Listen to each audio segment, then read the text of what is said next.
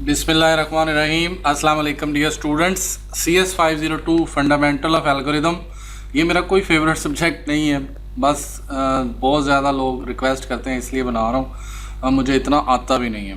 इसमें मुझे इस पॉइंट की समझ नहीं आई, list data in question 2 is not your VU your IDs digits.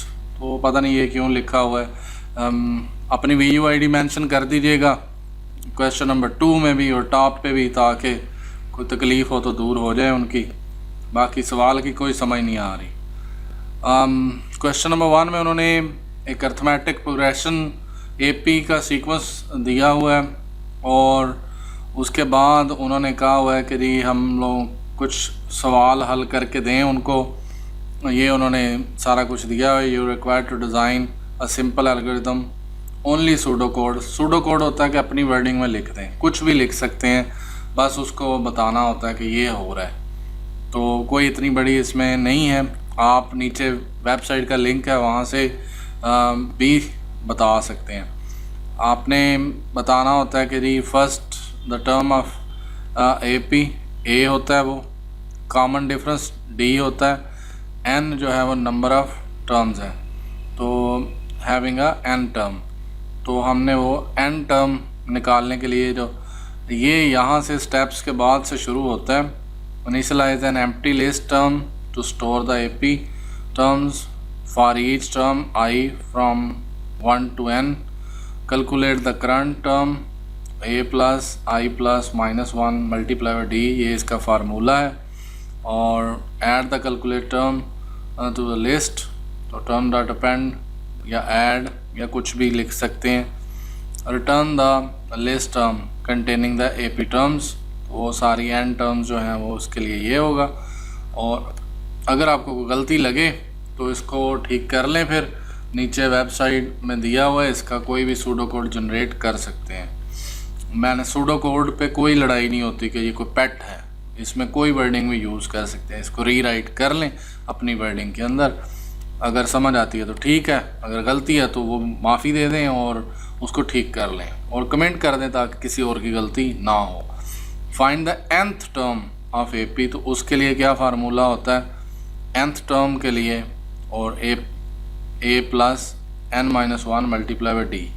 और उसके बाद calculate the N term, return the calculated nth term, तो वो जो होगी वो निकाल के दे देंगे। ये उसका nth टर्म के लिए है।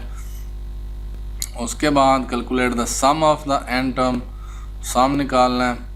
और हेयर इज सम के लिए हम लोग ये एक लाइन लिख लेंगे, sum is equal to sum plus term.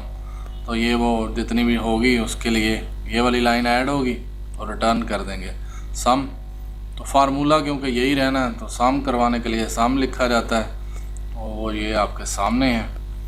और you need to read out, आपको ये nth term of an AP, इसके लिए ये वेबसाइट देख लें, इसके मुताबिक उसको बना लें।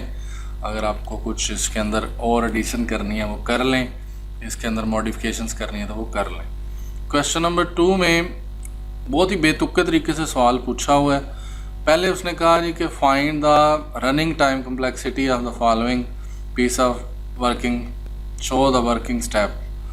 तो हमने बताना है कि ये लूप ओमेगा n तक चलता है और ये ओमेगा 1, क्योंकि इसमें जिसमें n बताया होता है एंडिंग कंडीशन कंफर्म नहीं होती वो n तक चलता है। बाकी जिसमें एंडिंग कंडीशन कंफर्म हो कि ये कहाँ तक चलेगा उसके लिए ओमेगा 1 होता है, और स्टेटमेंट प्रिंट के लिए भी 1 होता है। और अगर हम इसको आगे थोड़ा सा एक्सप्लोर करें तो इन द अबव कोड आपको और दिया हुआ है। फिर उसने कहा कि जी print the value of these variable at each step. अब इन सारे वेरिएबल्स की वैल्यू डिस्प्ले करनी है, और ये 3 लूप हैं और मार्क्स भी हैं। हर एक I J K की वैल्यू प्रिंट करने लगे तो शायद सुबह हो जाए, लेकिन इसके लिए मैंने फिर इस लूप को इधर कन्वर्ट किया और रन किया। रन करने के बाद आपके सामने अभी आउटपुट आ जाएगी। देखें आउटपुट आने पे इतनी देर लग रही है तो आप खुद समझ सकते हैं कि क्या होने वाला है। 3 किलोमीटर की तो इसकी आउटपुट है, तो ये सारी आउटपुट आपने बतानी है कि जी पहले स्टेप पे क्या हुआ, दूसरे पे क्या हुआ, तीसरे पे आई की क्या वैल्यू, जे की क्या, के की वैल्यू, तो ये सारी आपने बतानी है। और उसके बाद आपने टाइम कम्प्लेक्सिटी बतानी है। अब मुझे समझ नहीं है, दो सवाल एक ही जगह पूछे हों। ओवरऑल टाइम कम्प्लेक्सिटी, तो उसके लिए ओमेगा n + 1 तो फाइनल जो है हमारे पास ओमेगा n आएगा। लेकिन ये जो ईच स्टेप के वेरिएबल की वैल्यू डिस्प्ले करनी है, तो भाई जी ये है, i की 1 होगी पहले स्टेप पे, फिर j की 1 होगी, k की 10 होगी। क्यों होगी? क्योंकि यहाँ पे 1 है i, यहाँ पे j 1 है, लेकिन k 10 है। k में 2 का माइनस होना है तो k 8 हो जाएगा, बाकी सारे 1 होंगे क्योंकि सबसे लास्ट लूप चल रहा है। जब तक लास्ट लूप चल रहा है इन सब की वैल्यू 1 ही रहेगी। जैसे ये एंड होगा, ये वापस मुड़ेगा इसके पास, j के पास, तो j की 2 होगी और फिर ये चलेगा 10 से लेके 2 तक। तो इस तरह ये सारा कुछ चलाना है। ये देख लें, i चला, फिर j 1 तक चला और ये 10 to 2 आया, फिर j मतलब हम k से बाहर निकले हैं तो j ने पकड़ लिया, j ने कहा जी मेरा 2 रहता है, तो 2, और वो i के लिए तो हम 1 के लिए पहले से ही आ चुके हैं, i 1, फिर j 1, फिर k चलेगा, k से रिवर्स होंगे यानी k एंड होगा, तो हम बाहर निकलेंगे तो j कहेगा मेरी 1 से 2 वैल्यू होगी, और फिर वो कहेगा चलो जी k की दोबारा शुरू करो 10 से लेके 2 तक, फिर चले 2 से वापस बाहर निकले हैं तो j ने कहा जी 3 है जी मेरी वैल्यू, अब मैं 3 तक चल रहा हूँ, 1 से लेके 3 तक चलना है, तो वो 3 तक चलेगा और 3 की दफ़ा फिर ये 10 to 2 चलेगा, और फिर अल्लाह अल्लाह करके बाहर निकलेंगे, यहाँ पे आएंगे, यहाँ से वो कहेगा ठीक है मैं एंड हो गया हूँ, और इसके पास आएंगे तो वो कहेगा मेरी बारी है अब सेकेंड टाइम चलने की। तो ये सबसे आउटर लूप, ये मिडल लूप, ये सबसे इनर मोस्ट लूप है। तो इसके एक बार चलने पे इसने 3 दफ़ा चलना है और इसने चलना है 5 दफ़ा, हर एक वैल्यू के लिए ये इस तरह चलेगा। अब इसकी वैल्यू आपको दिखाऊं तो तब भी आप नहीं कर सकेंगे। क्यों? क्योंकि आपको ये लूप एग्जीक्यूट करना पड़ेगा। 3-4 सफ़ों की तो है ये आपके सामने, 7 सफ़ों पे तो ये असाइनमेंट बन रही है। आखिर पे ये वैल्यू आनी है 532, 534, 536, 538, 5310। ये अब अगर किसी को समझ आ जाए तो ठीक है, नहीं तो आपकी मर्ज़ी है। मैं अब इसको कैसे आपको बता सकूं कि ये, या तो इसका कोई देसी फार्मूला बनाते हैं। इसको देख लें, 1 जो है वो कितनी दफ़ा चलेगा उसको क्लियरली पहले देख लें, कितने काउंट कर लें। ये अब 1 के लिए आउटपुट है, आप देख लें कि ये कितनी दफ़ा चला है, 1 2 3 4 5 के लिए। ये इनर लूप ने 3 दफ़ा चलना है और हर दफ़ा 5 दफ़ा चलेगा।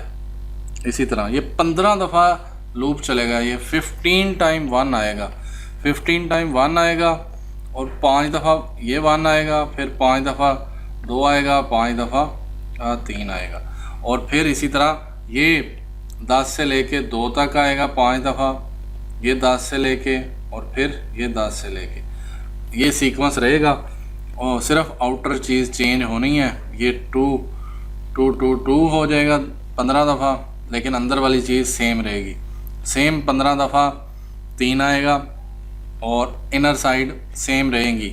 इनर साइड अगर आपने एक दफ़ा बना ली तो वो उधर वाली साइड सेम रहेगी, मतलब ऊपर वाली सेम बनाना है, सिर्फ यहाँ पे चेंज होगा 3 वाली साइड पे। और ये 4 15 दफ़ा आएगा और फिर 5 15 दफ़ा आएगा। तो ये टोटल लूप जो है ये मेरा ख्याल 225 दफ़ा चला है या 125 दफ़ा। और आपको ये यहाँ पे बताया हुआ है, इसको देख लेना है। और अगर आपको समझ आती है 1 ये इनर आया, फिर इधर, तो मैंने आपको कुछ ना कुछ बता दिया है, बाकी आपकी मर्ज़ी है कैसे करना है। थैंक यू जी, थैंक्स फॉर वॉचिंग।